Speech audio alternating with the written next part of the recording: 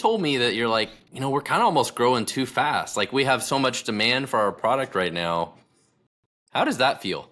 It's two-toned, right? One, it's like fantastic. I know that all I have to do is show up and get the job done, and my company is going to continue to grow and be successful. But at the same time, I got to convert. I got to do a great job for everybody that's expecting me to get this job done, right? And I know I'm going to do it, but as you're doing it, right, there's always challenges and bumps in the road.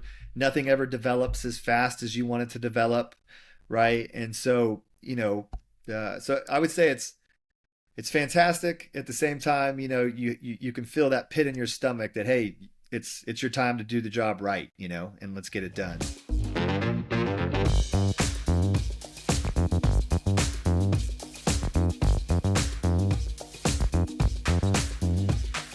And we're back for another episode of the Startup Hustle. Very excited to be joined today with Brad Parker, who is the founder and CEO of FormPiper. Like most other entrepreneurs, he was doing something before, solving his own business problem, and kind of pivoted into FormPiper. He's got background in retail, and FormPiper helps solve problems in retail. What's best person to solve problems in retail is somebody who was in retail, right? That's the way most entrepreneurs start. Sort of the best founder journey. So we're going to talk about his journey today and talk about the steps for success. He has a whole website and all this great material talking about the steps that most entrepreneurs need to go through to be successful. Should be a great conversation today. Before we get started, I do want to remind you that today's episode is brought to you by my company, which is Full Scale. We do software development for like 60, 70 other companies. We have 300 developers in the Philippines, need to hire software development talent. We can help you out for as little as like $25 an hour for super amazing software development talent. Check us out at fullscale.io. Brad, welcome to the show, man. Matt, I appreciate you having me. Any opportunity to talk about business, I love to participate. Absolutely. So tell us a little bit about your background. You did a few different things in retail. Now you're a tech entrepreneur. You have a software company now called FormPiper. Give us a little bit of background about your retail background that kind of led you to start FormPiper. Yeah, so 20 years experience in the pet retail space. Me and my family opened up a store back in 2001. And, like all great entrepreneurs, we're usually very optimistic. So going into that, I felt like we were going to grow and scale and we were just going to, crush the world. And, I immediately learned what it actually meant to be a true entrepreneur and have to get that 7 day a week grind going. And so it really took me and my family about 10 years to really learn the business and understand kind of what we needed to do. I took on some mentors and really just did everything that they told me to do. And during that time, I was able to really kind of sit down and come up with my own plan and say, okay, this is my standard operating procedure. This is how I'm going to flow. This is how I'm going to work. And I called that my steps for success. And what we were able to do was become our number one franchise in the system for multiple years in a row. And it became a unique journey. I got to spend a lot of time with the franchisees in the ecosystem. I did these weekend parties at my store where people would come in. I would teach them my steps. I'd have it all documented for them. We'd go around my business and I'd say, see here, we're doing this. See how we're doing this. The cool part about teaching is you realize you're not always doing things perfect as well, right? So it would help me understand where I was missing. I would fill in those gaps. And, those stores would go back and they would drive success in their business. And I developed lifelong relationships with those people. And one of the most important things I think that came out of that is it gave me confidence as an entrepreneur, right? Like I was doing a great job, but I could see that my steps were helping other people do a great job. So it gave me the confidence to buy my second location. Me and my wife purchased it, moved down to Florida and started the second location. The cool thing though, I was able to bring those steps. I had all the videos outlined. And so I really only had to spend about 4 months there. And then my system took control and I was able to go back home and then really start to plan out that third and fourth location. So we grew to 4 locations. We were able to scale up to $20 million in annual revenue out of those locations. And in 2021, we decided to exit the space because while I was working in that space, I was identifying lots of challenges and problems. One of those problems was around consumer financing and making sure that customers had the availability to get the money they needed to make purchases. And so I created FormPiper to be able to communicate with those customers to multiple lenders to ensure that they got the funds they needed to make their purchases. And it was really fun working there. I knew nothing about tech. I can't write a line of code to save my life. but I owned a marketing company and a finance company at the time. So luckily I had the people on the team where we could all sit down and brainstorm. How are we going to create something that's different that's in the marketplace that we need? Because I couldn't find a solution that would really help me. It was always 50% of the way there. And I found that most financial companies that I compete against, they don't really understand how the retailer works. They understand how the financial world works. So they build a financial product, not a product for retailers. They don't understand the data that's important to us. And so what I did is I took everything that I knew about retail and packaged it into this process, built the product, and that grew through my entire vertical.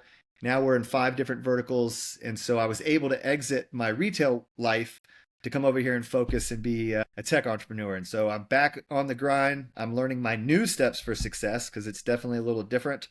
And but I get to do what I love to do every day. If I bring on a new customer, they are me. They're a business owner that owns a retail business. They're working 7 days a week. They're worried about making payroll in 2 weeks. They're trying to figure out how to train their team and get their team to operate at a high level.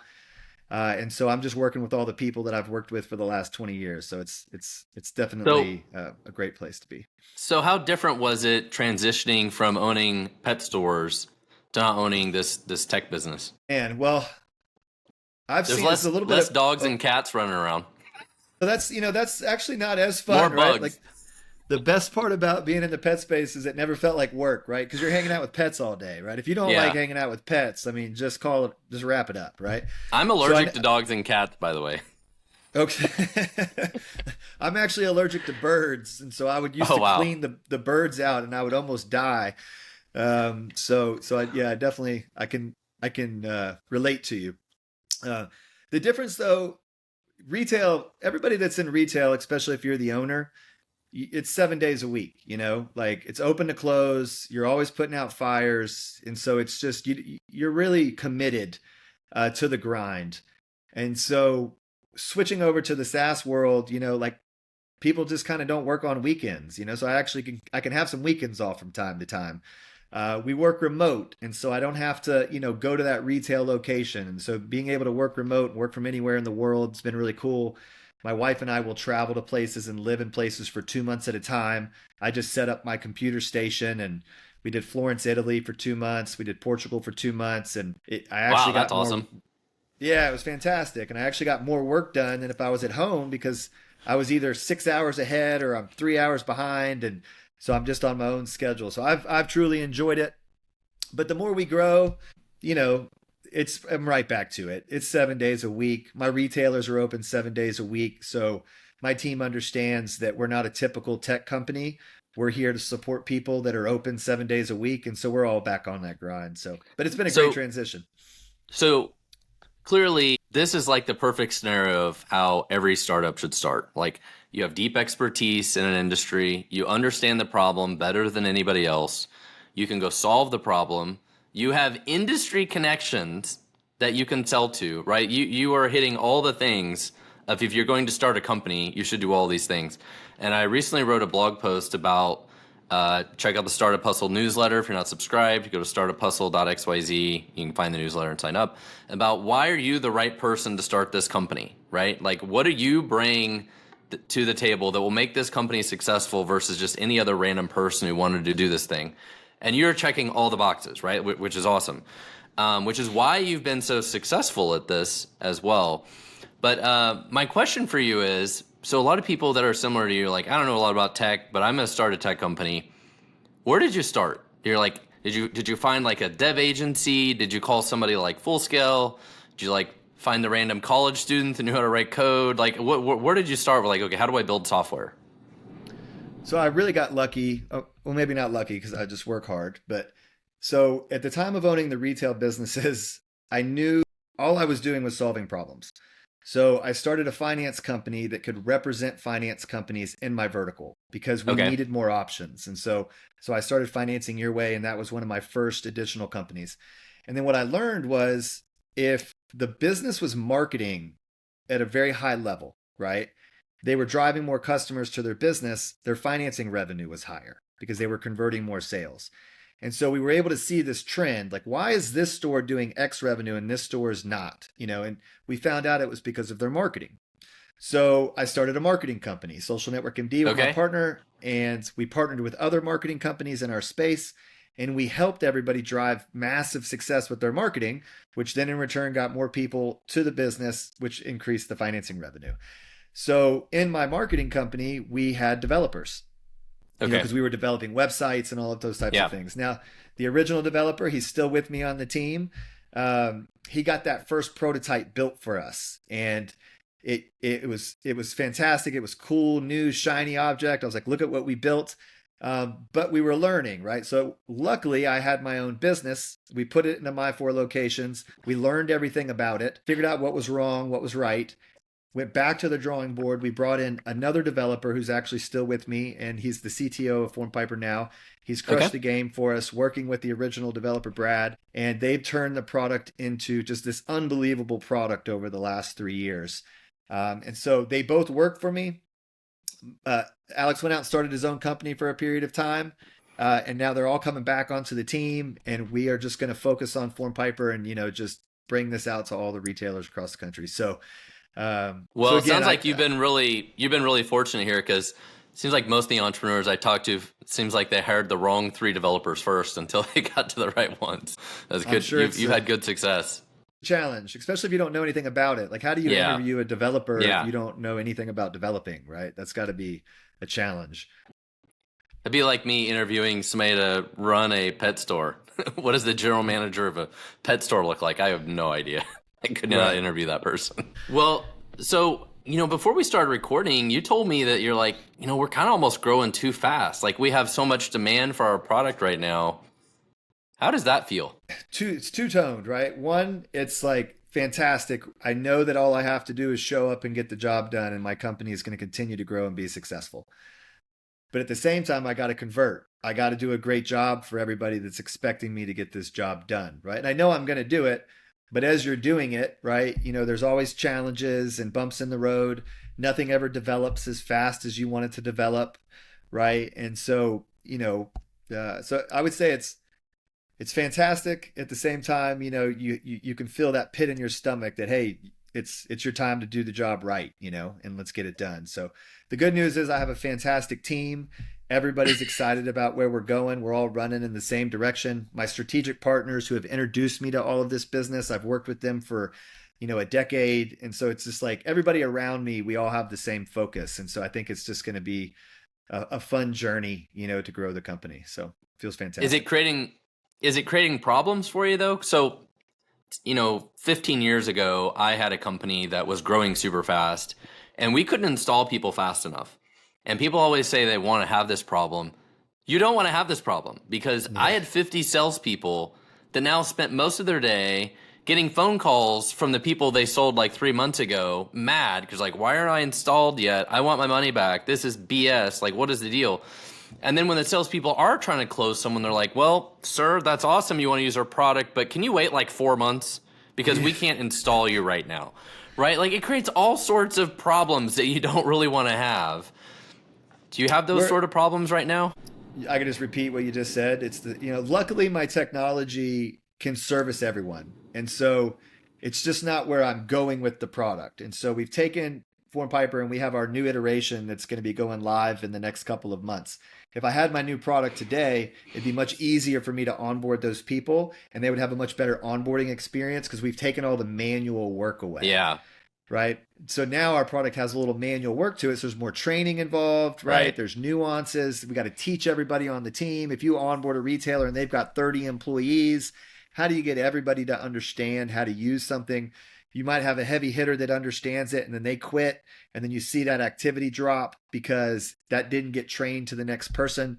So once we get our new product live, it just works. There's nothing that anybody has to do. And so we kind of got that same thing going. We have lots of retailers on. We have some waiting lists because based on qualifications, we know that they need the new product. And so they don't mind waiting. Now we haven't charged them or, it's not like they're waiting for something they paid for. We're just going to take them live at the time of, but yeah, no, I'm feeling those exact problems. I want to be 6 months down the road, obviously, right. With everything. But when there's you get nothing more frustrating than this. There's nothing more frustrating than this though either, right? Like you wake up every day and you're like, I have all these people that want to give me money and I cannot serve them. Yeah. Yeah, it's definitely a tricky. I'm not mad at it though. I'm not. I would Yeah. much rather be in that situation than in a situation where I thought my product was good and nobody will buy it.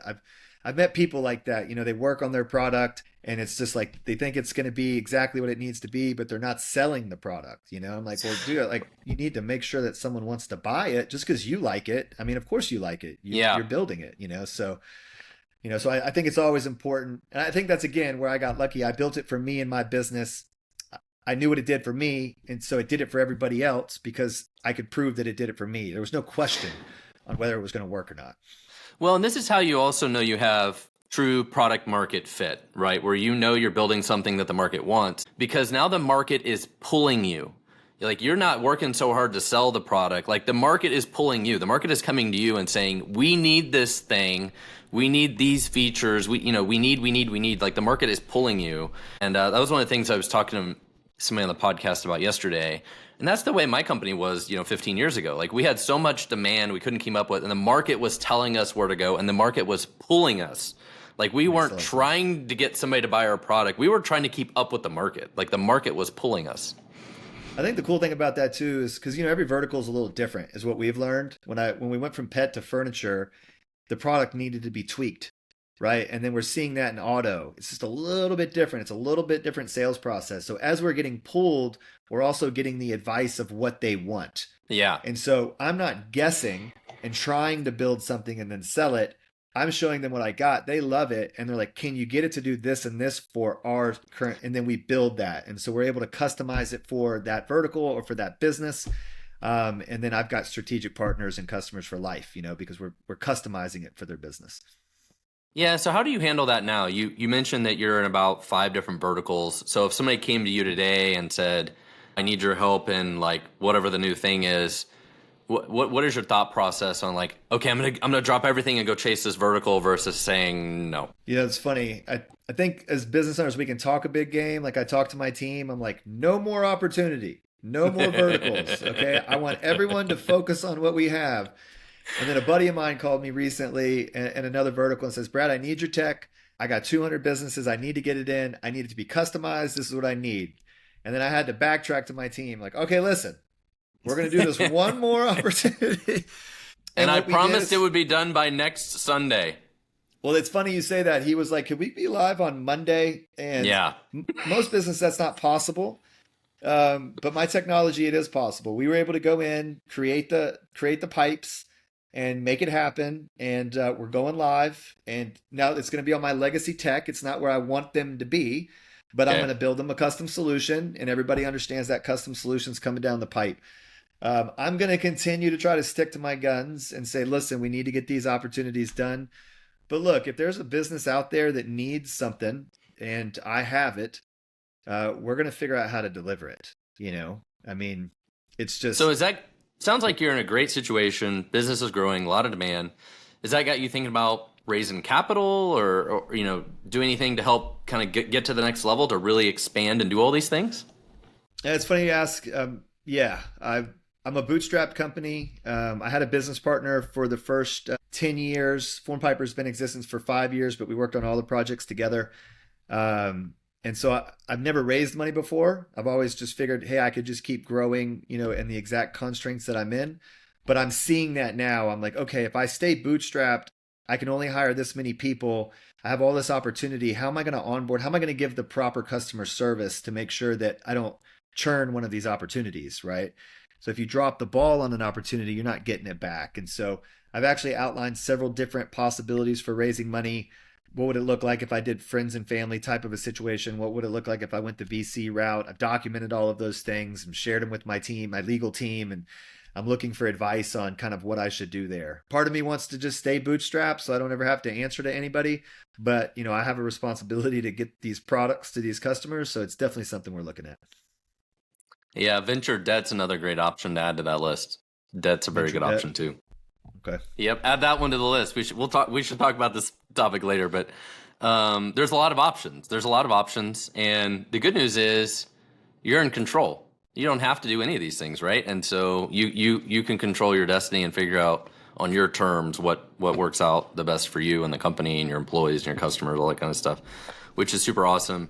Vertical expansion is interesting. So at full scale, like we only do software development. So if you called me today and say, Matt, can you hire some call center people for me and whatever, I was like, and we don't do that. But at what point in time do we do it? At what point in time we say, okay, fine. Full scale is known for hiring fantastic software developers in the Philippines. Sure, there's great people to do call center work and data entry and all these things. And it's tough. It's tough to figure out, okay, when do we stay in our lane and be, the best known for doing this thing versus doing the next vertical. But I think for what you're doing, it's a different scenario, right? Like going from software development to call center is kind of a big difference. You're like, hey, we still help you manage retail finance. It's just like different kinds of retail or different kinds of service businesses. So it's not that big of a stretch from one vertical to another, right? I'd agree. What we tried to do out of the gate was one, we handled my vertical and it was like, all right, let's move to the next vertical. And then we learned that there was a lot of challenges in that vertical. So we tweaked and changed and we figured that out and got that one running down the hill. It's like, all right, well, what's the next vertical? And during that transition, what we learned was we're not about a certain vertical, right? So my product helps people with consumer financing. So any business that sells high ticket retail items or services and uses multiple lending options is my customer. And so we used to just sell it to everyone that was fitting like in that box, right? In the verticals. And so we were going to try to expand to new verticals. And what we realized was our true customer is somebody who has multiple locations. So really our ICP is 5 locations or more. Yeah. Enterprise level, 10, 15, 20 locations. Because when you're a retailer, you go through these learning curves, right? When you have one location, you got it. You're in there manhandling it. You can make sure everything's going good. You're working the business every day. You got your finger on the pulse.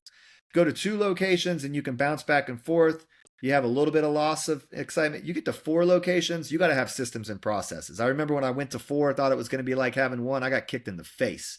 Yeah. Like, everybody stopped getting paid from the family, right? We were losing money. I was like, okay, I messed up. I had a whole regional team because I thought I figured this out. I'm going to have a whole team of people help me do this. And I did not calculate the expenditures properly. And so I had to tighten up, figure things out, get my systems and processes in place. And what I learned was it's all about the data. If you don't know the numbers, you don't know where to go to work, right? And what FormPiper does is it gives businesses the data that they need to know about how many applications are being run per location, what's the approval percentage per location, what's the close percentage, and it stack ranks all your stores on top of one another, right? So what we would do is I would have my team and we would just go from one location to the next and to the next and to the next. We just round robined them, right? And what we learned is we'd go to some of the locations and they were just crushing it. They didn't need us to be there. And then when we started tracking the data, we realized, okay, this store's running 150 apps. This one's running 140. This one's running 130. This one's running 70. Okay, so I need to go to the store that's only running 70 apps. What's going on? What happened to the sales process? What's going on with the presentations there? We're not building value properly. So we'd go to that location and get them back up into the hundreds, right? And then this is something that I don't think any business really ever tracks because it's just really complicated. It's the close percentage. So if you get an approval with consumer financing, you would assume that that customer is going to purchase, right? They filled out an application, they got approved, they have the money to buy, they have the products. Why wouldn't they buy, right? And I assumed that for 15 years of running my businesses.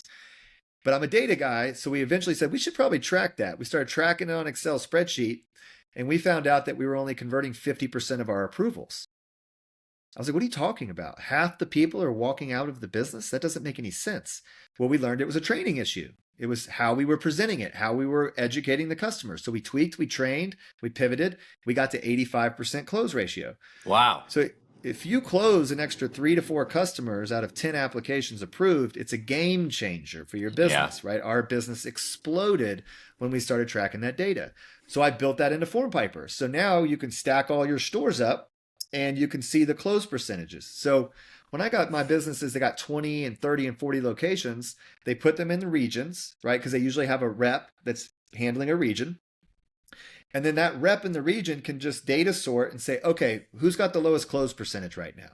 That's where I'm going today, right? And then each person can kind of do that and they can go work with the people that they need to work with because our tech takes it even a further level. When you get to the store, you can go into that store's system and you can see every employee how many apps they're running, what their approval rate is, and what their close ratio is.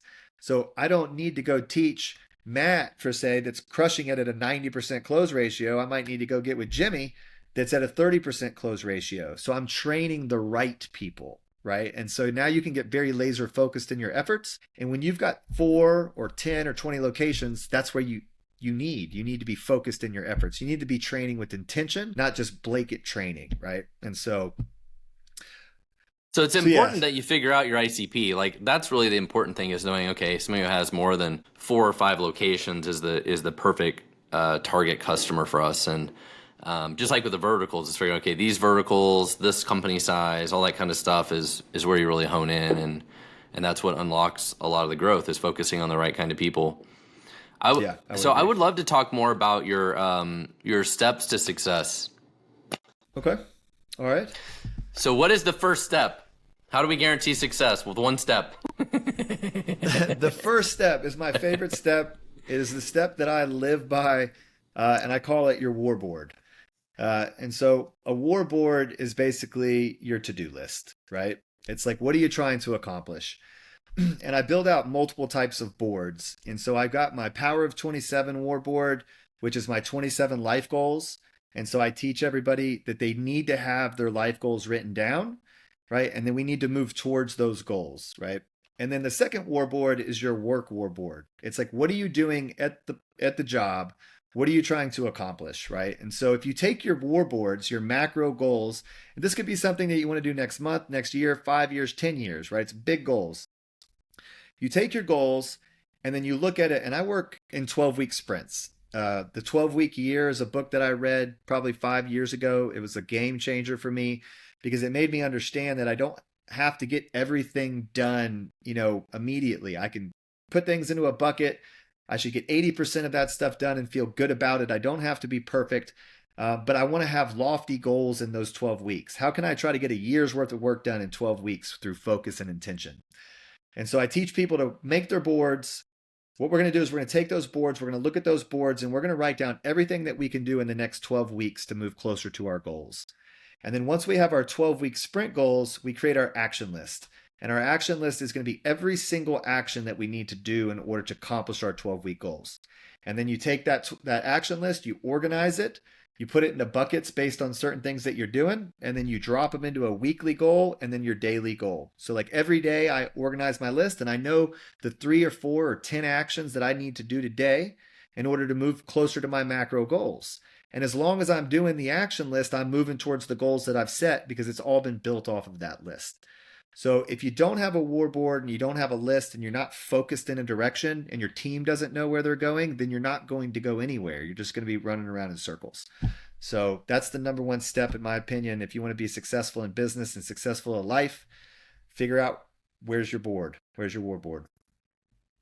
I have this struggle with my wife even. Like, for example, we're planning a trip to the Philippines here, and I'm like, babe, we have to figure out what hotel we're going to stay at, and we got to get it booked. But she's focused on like buying a new stroller. I'm like, babe, if we don't have a hotel, the stroller doesn't matter. Like, what is the priority right now? Prioritization is always important in life because like, hey, we didn't get the Airbnb that you really wanted because you were focused and distracted on the stroller, right? Like, we can buy the stroller after you book the Airbnb. Priority is always so important in everything in life. All right, what is step number 2? Step number 2 is treat every day like it's grand opening day. And like this is my favorite one, and this is just human nature, right? If you're a business owner and you've been working that business for 10 years, right? You've been coming into the same 4 walls. You just don't see things that are wrong. You've gotten used to it, right? But if you think about when you opened up that first day, how'd you feel? Right? Were you nervous? Right? Did you get the butterflies in your stomach? Did you have balloons everywhere? Did you have some kind of event going on? Did the team have name tags on? Were their shirts pressed? Right? Were you exuding to the world your culture on that day? And where are you doing now? So if you could look back at grand opening day and compare it to today, where are you at? Right? And what people have to understand is every day should be grand opening day because more than 50% of the people that walk through your doors on any given day have never been there before. So why should they get a different experience today than you gave the first people that walked through your doors the first day. That doesn't make any sense, right? It's the same business. You have the same goals. Yeah. And so you got to just be able to step into your business and look at it and say, hold on a second. What do I need to do to get back to day one so I can exude the culture that I started this business with? And it's funny, when you treat every day like grand opening day, you start to have big Tuesdays, right? Like we would have balloons up everywhere, the music playing, right? The greetings on point. People would walk into my business on a Tuesday and just we would greet them and they'd be like, what's going on? Are you guys doing something special, And we would just be like, well, we knew you were coming, And so why would Tuesday on the 13th of the month be any different than that first day? So I tell people, don't look at the month Monday, Tuesday, Wednesday, Thursday, Friday, Saturday, because a lot of people, Saturday's our big day. Well, if you treat Saturday like your big day, it's your big day. But if you don't treat Tuesday like it's going to be like a Saturday, it will never be like a Saturday. Yeah. So Tuesday is just day 4. Okay. We're going to treat each day like a number. We're going to come in and treat it the same. And then you can have a $30,000 Tuesday because you're treating it like it deserves to be a $30,000 day. I love this. So. And as you describe this, I think of like some restaurant diner that opens up and on the first day everybody's excited, everybody's happy, and you get all this great customer service. And then like a year later you go into the diner and the waitress is like, whatever, there's somebody here. What do you want? Yeah. Right? Like it's totally different experience. Nature, right? You lose that excitement, right? Yeah. And it's because look, it's a grind, right? Like that any business where you're servicing customers on a daily basis, you can get tired, right? Like, customers have an expectation and you got to bring that expectation. And so I think it's just being able to stay rejuvenated. Yeah. And you got to be excited to be in your own business. And I think if you treat it like it's a grand opening day, you're going to have that excitement every day, right? If you let your business get stale and you don't front and face and you got trash over in the corner that you just gotten used to it being there, well, who wants to be there, right? So you kind of dictate that attitude by how you treat the day. Yeah, I think that's fantastic reminder to everybody. All right, what's step 3? Step 3 is my favorite because it's FormPiper. You got to be able to convert your customers, right? So it's all about having the proper finance department in your business, right? So you want to treat every day like it's grand opening day. You want to have a great culture. You want to invite people to your culture. You want them to come down. You want to present to them. Those are a lot of the other steps. But if you're inviting people down and doing presentations and you can't convert them, then all of that other effort went down the drain, right? So step 3 is make sure that you can transact. Make sure you're ready to take your cash, your credit. You got every credit card. You got all the finance companies ready to go.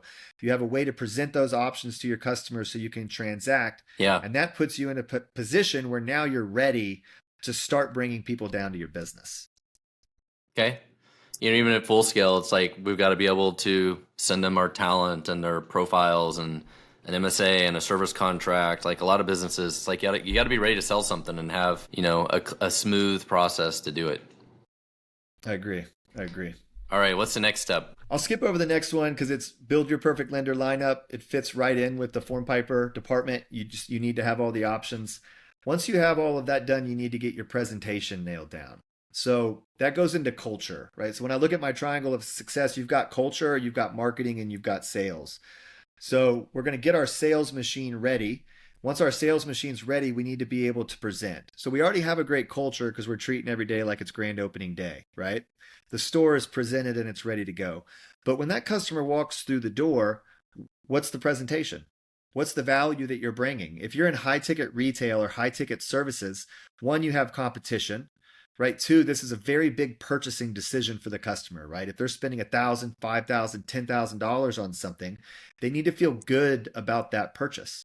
So what we need to be able to do is we need to have a standard presentation that we go over every single time, no matter what, to every single customer that walks through the door so they understand the value that is built into our product so we can educate them so they can make an educated buying decision, right? If your customer is not educated, if they feel confused about the transaction in any way, they are not going to stroke that check for $5,000, right? So value build, have a great presentation. Don't prejudge your customers and think, oh, this person doesn't need to hear it, or they've been in here a bunch of times. Every time they come in, build value, go through your presentation. Okay, what's next? Next, we're going to have, I'll combine them. We got sales scorecards and training the team. So you got to have a way that you're tracking the success of your team members. So what are your important KPIs? So in retail, there's three important KPIs that I believe. It's the number of presentations that you do. It's the number of reservations that you book for people to come down to your business so you can give them the presentation.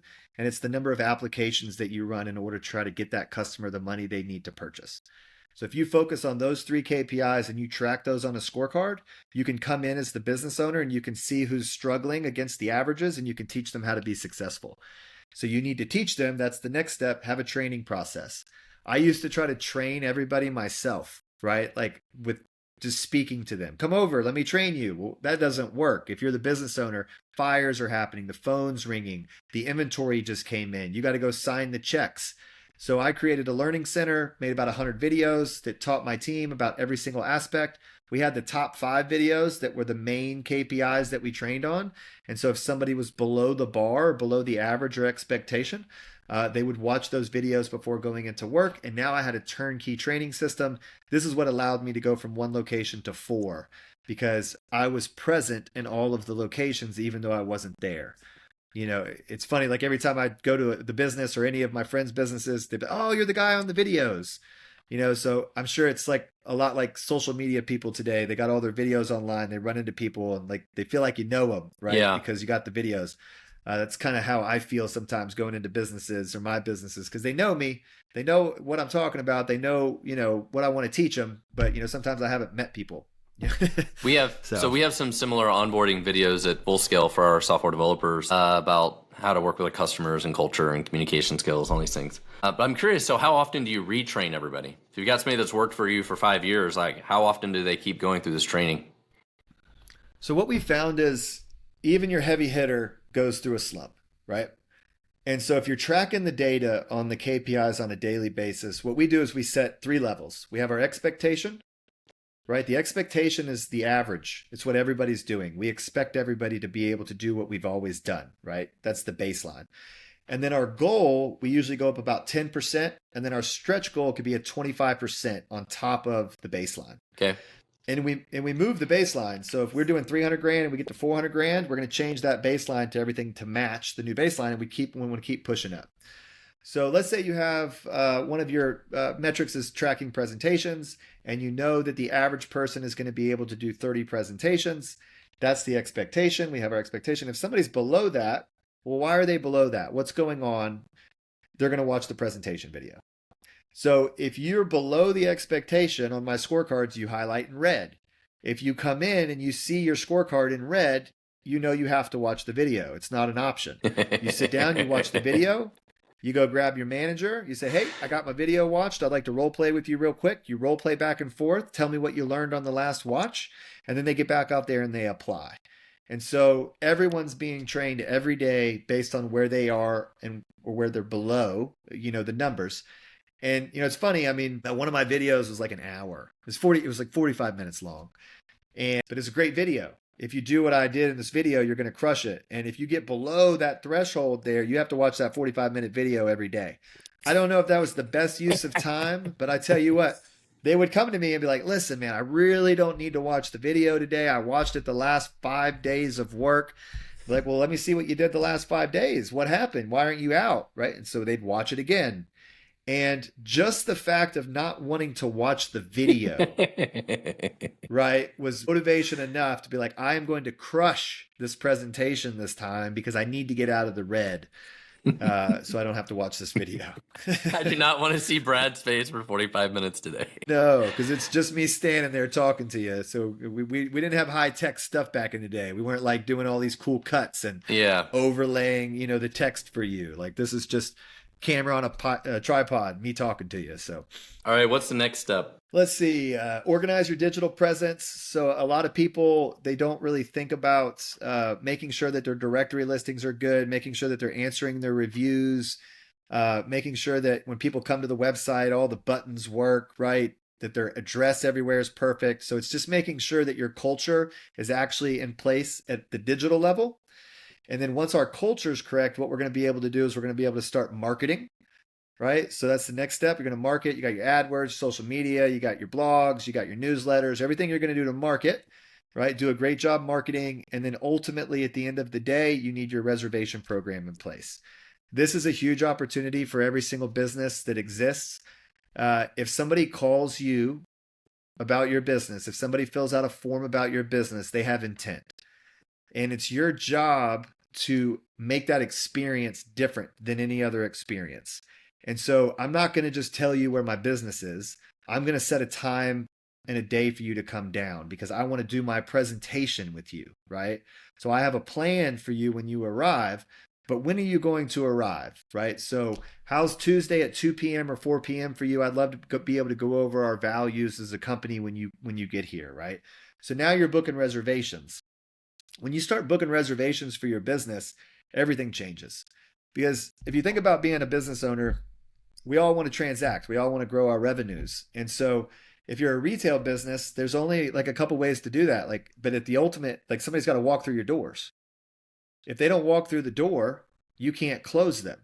So you're just waiting for somebody to come in through the door. And you don't know if anybody's coming. And so all of a sudden, if you have a reservation program and then you come in on a Tuesday, which is day 7, right? That can be a huge day for you if you look at it properly. You might have, 5, 6, 7 reservations. Well, if you got 7 reservations and 4 of them show up and you convert 3 of them on a Tuesday, you just had a fantastic Tuesday, right? And it's a much easier time to give somebody a great experience on Tuesday than it is Saturday because Saturday people are walking through your door. Yeah. They're coming on Saturday. So can you book reservations during the week? Can you build your week time up when you have a more time to spend with those customers? And so, we really got into it. We would track our reservation count, our show percentage, our close percentage on reservations. And then more importantly, when you have a reservation program and you market, when you do a new marketing campaign, you can track to see if your reservations go up. If your reservations don't go up, your marketing campaign didn't work. So now you can tweak that marketing campaign because it's a direct reflection of exactly what's going on. And so you can give that data to your marketing company and say, hey, look, we didn't see any impact on reservations being booked. How do we tweak it? How do we change it? Could we just do book a reservation campaign? Call us today and book your reservation. And then all of a sudden your reservations are increasing. So reservations was a game changer.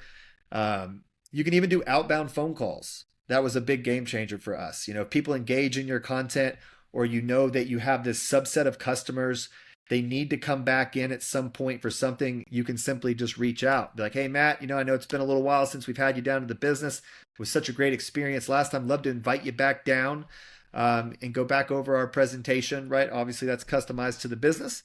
But now you're doing outbound phone calls to book reservations for people to come into your business, and you're changing the entire ecosystem and culture of your business when you do that. Yeah, and all of these things relate to software companies too, like setting appointments, doing demos, outbound. It all relates very similarly and the same. All right, what's the next step? I would agree. It was nice to see that transition. I didn't have to learn that in tech. I was like, oh, it's the same thing. We're booking appointments. We're doing demos. So it's just different terminology. Last step is weekly meetings. Right. So you got your KPIs, you got your training, you got your reservations, you got everything rocking, but your team needs to communicate. And so every single Sunday we would have our manager meeting. We'd all get together. We talk about our wins and losses for the last week. And then we would have our Monday meetings with our team. They would come on and then they would have to give us an update on what they did last week. Where did they win? Where did they lose? What's their plan for this week? And then on Friday, we would have another weekly meeting to see where they were at for the week and what they needed to do in the weekend in order to win, right? And when you have those touch points and your team knows that you're holding them accountable to the scorecard and to the KPIs, you can look at the scorecard, know where they're low, know where they're high. You can praise the wins and you can teach the losses. You're constantly moving your team in the right direction. And I see so many businesses out there in business, they just don't meet. They're like, well, Brad, why would I meet? I'm on the floor with them all the time, right? I'm out here hanging out. Like, well, that's because you only have one location and you're in there muscling it, right? But when you get to 4 locations, 5 locations, you can't do that, right? There's just no way to make sure everybody's doing what they're supposed to be doing. So you got to have a cadence where you can check in with your team. Your team needs to know that you're paying attention to the numbers, and they need to know that you're there to help them fix the numbers, right? And when you bring your team together, you're just getting great ideas. You're able to talk about, the challenges of the week. Somebody's already addressed that challenge. They can help the next person be successful and correct that challenge. So having that weekly cadence to make sure that the steps are constantly happening is the final cherry on top to make sure that you're going to be successful. Well, you got to have a different conversation, right? It's like I hang out with my wife, for hours every day. That doesn't mean we stop and have a conversation about how is our marriage going? How can we improve our marriage? Right? Like it's a different conversation. Right. And it's the same thing in business. Like you have to stop and like step back and like, okay, how are we doing holistically and figure out how do we improve things? It's a different conversation. I agree 100%. And a lot of people aren't having those conversations. If you're not having them, it's not grand opening day in your business. I'll tell you. For sure. So that was probably one of my favorite steps of your list here is the grand opening day. I love that tip because after so long we just take everything and we just assume all these things and don't put the focus on it. I really like that one. I actually think if you watch that one, I think at the beginning of the video I literally say that this is my favorite step. Yeah. Because it's culture. If you're not dialed into your culture, why do you even have the business? Right? So if you're not trying to give that customer that experience, like just wrap it up, let's have a good culture. So all of these steps, and you have videos for all these steps, is on your website at drivesuccess.today. And we'll make sure we put a link in the show notes for that. I think this is really good material in your steps here. Well, thanks so much for being on the podcast today. I love your story. I always love the story of entrepreneurs who, do one thing, they have all this expertise in industry, and then they build, they pivot and do something else. And in this case, it's a software product. And fantastic story. It's how most, great businesses are built is from entrepreneurs who do exactly what you have done. So big congrats to you and your success. Well, I appreciate it too. I love being on the show. I loved our pre-chat before the show. So I'm going to step up my game on some of your teaching. So keep an eye out for my first ever piece of content posted on social media. All right. Well, I'm going to hold you to that. Again, this was Brad Parker, founder and CEO of FormPiper. You can check them out at formpiper.com. Thank you so much for doing this today, Brad. I appreciate it. Thank you.